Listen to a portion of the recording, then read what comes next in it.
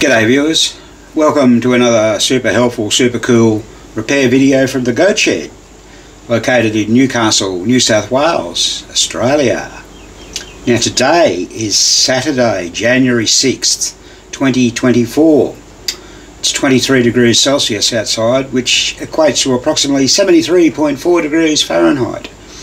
So it's quite a pleasant day.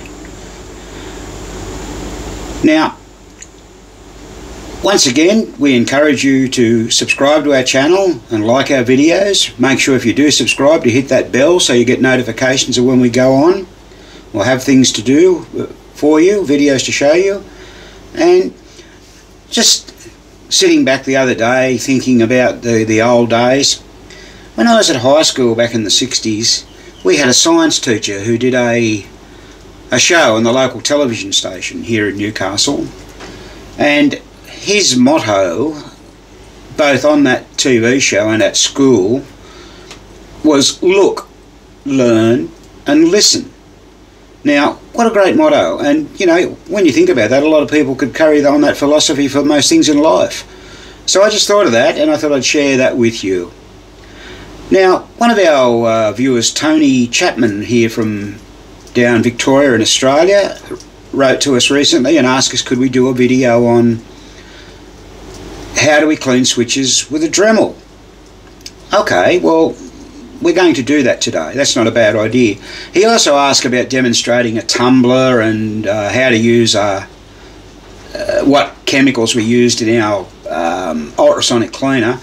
Look, we probably won't do a video on either of those. There's other YouTube videos out there. But just to give you an overview, in our ultrasonic cleaner, we've tried several different things. We couldn't buy that mean green, which is highly recommended, and we tried a mean, I think it was an orange. But these days what we do, after looking at a lot of YouTube videos where people clean motorcar parts, carburetors, they just use dishwashing liquid with the water heated up, and we heat our water up to about 52 degrees in the ultrasonic cleaner. And if we've got anything that's a bit greasy, we normally clean it down with a bit of kerosene first, give it a light brush, and if it's really bad, we'll put it in a separate container in that warm water, sealed, with kerosene in it so that it will degrease a little better. Hope that helps people out. Now, dremeling with the switches. Look, this has been around for a while now, I mean, in pinball, and some people agree with it and some people disagree with it. I have to say, at first I was a bit apprehensive about it. Now, I want to add this at this point in time. It's great for doing switches like stand-up targets where there's a wider gap, meaning this sort of switch where you've got a bit of flexibility and you can prise it open and get into it, and we're going to do that in a minute. But to do an AG type relay switches like that, it's very difficult to get the standard Dremel tool in. Now we're going to talk about that in a minute, the Dremel tool itself and the bits that we use. The only real way to get into that is to undo the screws on the switch tacks. Look, if you're not experienced with pinball machines and you're not used to gapping switches, you don't have adjustment tools, I think don't do it. But certainly with the switches like we have here, the stand-up switches, and like an SB armature switch on the earlier 60s games, and a make switch, you know, behind a target, all that sort of thing, slingshots, the Dremel is really good. So here we have our Dremel. Now it's called an 8220. It's a cordless device, this one. This is our second Dremel. The first one we ever bought was ran on the power, on the line voltage, and the motor burned out in that. So we've got this one. We've had this one now about maybe 18 months, and even it's getting, we use it just about every day, so even it's getting a bit worse for the wear. And the tool we have in it is the number 443 carbon brush. Now, I'll show you a new carbon brush. I've got one out here for you. Here they are here. Number 443. Now, of course, Dremel make those, but like anything, they're very expensive. I think here in Australia they're approximately $14 for a 2-pack, but you can buy them online in larger packs. We're running low on these at the moment. I think we've got more somewhere. They say 5mm, 6mm. I think they're referring to the shank or something. I'm not 100% sure. One is a bit longer. Yeah, that one's longer than the other. But we find they're the way to buy them, and they seem to work okay. Now, you can also get, and we've mentioned before, a flapping tool. So if you get an armature plate that's got a groove, you know, it's indented, you can use this flapping tool to fix that up. That really does a good job on those sort of things. And they also have polishing tools, and you can get, when you buy a Dremel, you get a little accessory kit with it, but you can buy other accessories as well. Alright, this is another tool that I was given a whole pile of these when I was in America last year, or actually the year before now. And just by the way, we're trying to book our hotel room in Chicago as we speak, having a bit of difficulty. So hopefully we'll overcome that. And this is what I mentioned, these AG relays are a bit more difficult to get into. And this tool does make it a little bit easier. It sort of, let me hold it up that way. It kind of fits in, but not properly. So really the only way to do these easily is to undo them, because you can muck the gap up and you've got to readjust them and everything. I hope everyone understands that. So please be aware of that. Be abundantly aware of it. Now here we go. I've got this switch here. It's like a stand-up target switch. Obviously you don't have to take them out of the game to do this. There's the switch. Can we see that? The switch blade. It's a bit hard to... It's a bit grotty and dirty. There you go. Now it's got a bit of an indentation in. So what I'll do with that indentation, I'll just get a points file, I'll close that up, and I'll just run that through a couple of times length of the points file, 4 or 5 times. Now that will have cleaned that up a bit, but you can kind of see that it's a little bit, I'm trying to get the focus there for you, it looks pretty clean. But now let's hit it with the Dremel. So what I like to do is have a block of wood like this, and the Dremel has multi-speeds, right? So I'm going to turn that on, and it's really slow. That's the battery indicator just there with the 2 lights. I'm just going to turn that up just a little bit, maybe just a touch more. There you go. I'm happy with that speed. Lay it on there.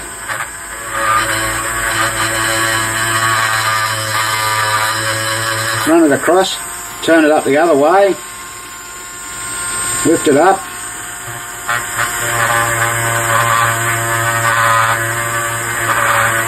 Just slightly let it go. At the same time, check that you haven't got a loose and spinning contact pad. The Dremel does help you find those. There's that one done. Let's see. Pretty good. There's the other side. Let's see it. Bit hard with my fingers in the road, isn't it? That's pretty good. And that's your cleaner switch with a Dremel. Let's do another one. What do we got?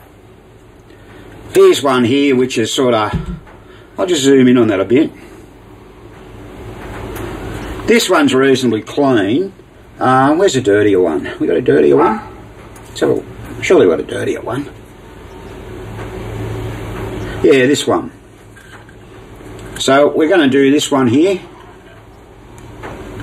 Once again, get it on the edge.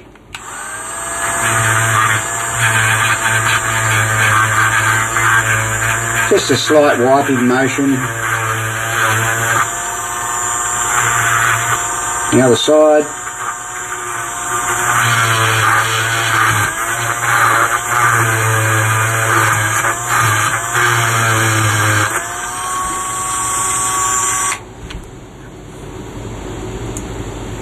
There you go.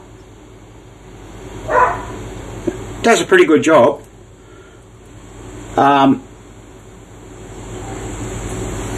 Just a word of warning, some contacts are gold plated. Don't use a file on them. It's probably okay to use the Dremel because it's a carbon steel brush, but don't use a file on them.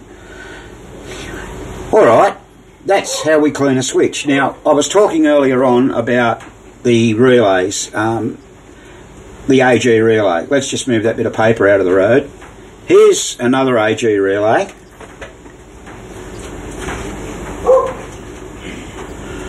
You know, that gap is not real wide. So, if you are experienced, what you can simply do is undo these two screws here, and this is a single one, so it makes it a bit easier, and we'll just pop those out and clean them. So let's do that, hey?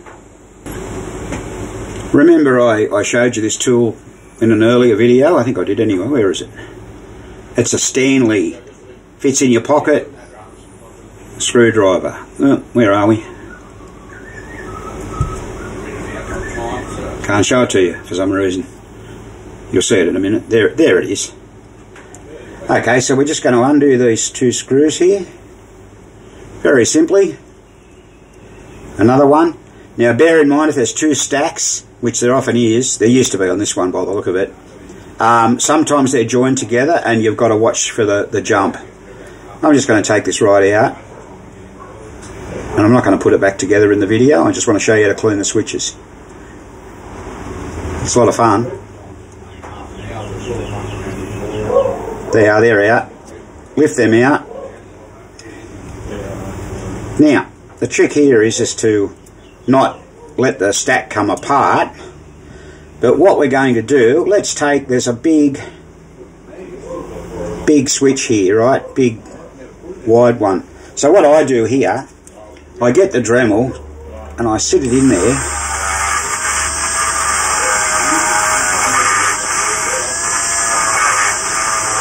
Try and do them both together. Let's have a look at the result. I may need to put it on a bit more. Not too bad. See, that switch is fairly pitted. So I really should have ran the file over that. It's not going to make a huge difference, but we'll run the file over it and we'll do it again. Where's my file? What have I done with it? Here it is here.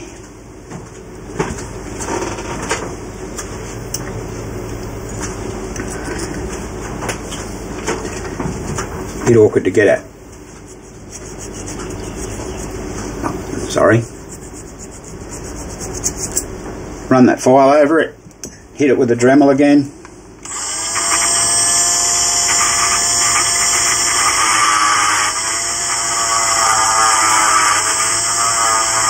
It's a bit hard to put this one on a block of wood.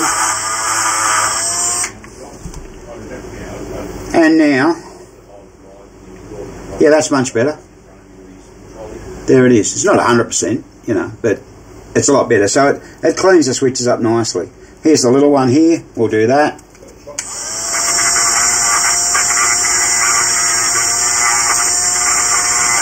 Looking at the loose and spinning contact pads. Running the Dremel on a low speed. Let's have a look. What have we achieved? Anything? There you go. It's pretty good. So that's how you clean switches with a Dremel. If you're doing ones that control solenoids, like that are in that circuit with much bigger pads, I always run the Dremel a little bit faster. So if you get a loose and spinning contact pad, what we do is, if we haven't got another switch, what we'll do is we'll get a bit of solder, clean that area up there with the Dremel, and just dab a little bit of solder on there. So that solder will then melt into the little hole around there, because they're only pressed on, and you'll never have any trouble with it again. We, matter of fact, on Tropic Isle, we're doing that playfield swap. The roll-under switches under the roll-under wires, they were all loose and spinning. And when you get a loose and spinning contact pad, what that can do, or what that could do, the way it could affect you in many ways is, argument's sake, if motor switch 1C, inside switch, which is normally open, had a loose and spinning contact pad, what would occur is that your score motor may stop too early because the current just drops off the switch. Bang. Another example where we have a loose and spinning contact pad, we had one on a hold-on circuit on a big Indian.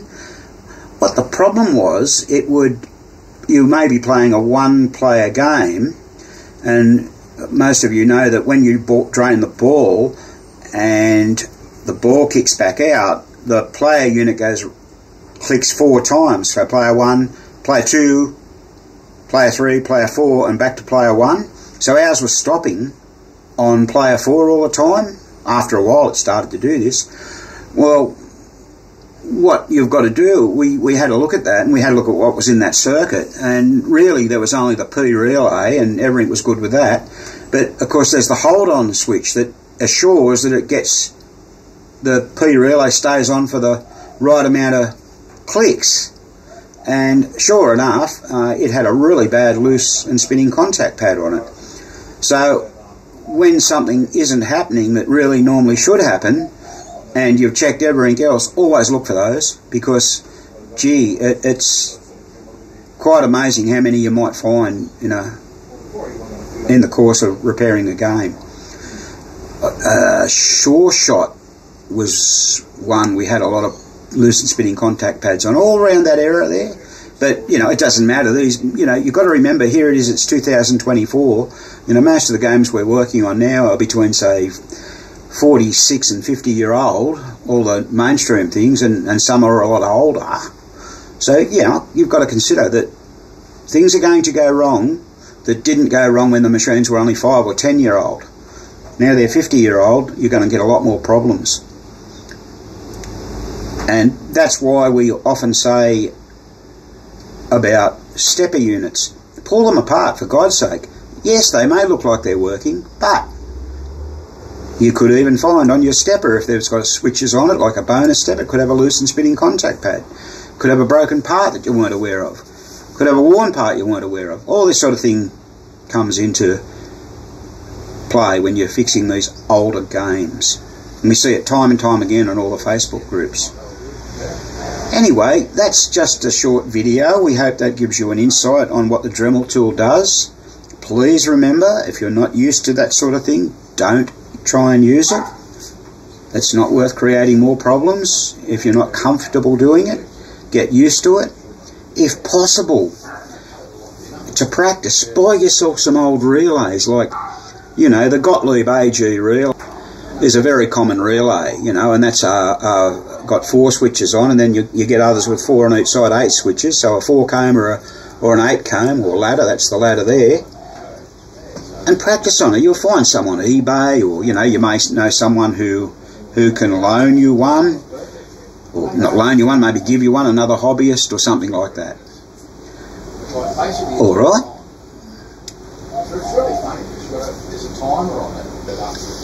I wondered where Spanky was. He's just got home from the pub. And I know I've mentioned this before, but I want to remind everyone again, toward the end of this month, January, early February, we're going to have more of these signs in here. They're not very expensive. We want you to buy them off us. We'll ship them to anywhere in the world, but we need to know what country you're from, and we'll let you know about that. I had a guy from the Netherlands, I think it was this morning, wrote he wants one for himself and some for his friends. So we've ordered 100. Show us some support. Purchase a Goat Shed sign, and we'll have some more material for you a little later on this year. We're going to get bottle openers with Spanky on it. The money we make out of these we put toward buying more stuff for the Goat Shed and feeding the damn goat. Okay, a fairly short video today. Thanks very much for watching. You can hear our dog going crook in the background there.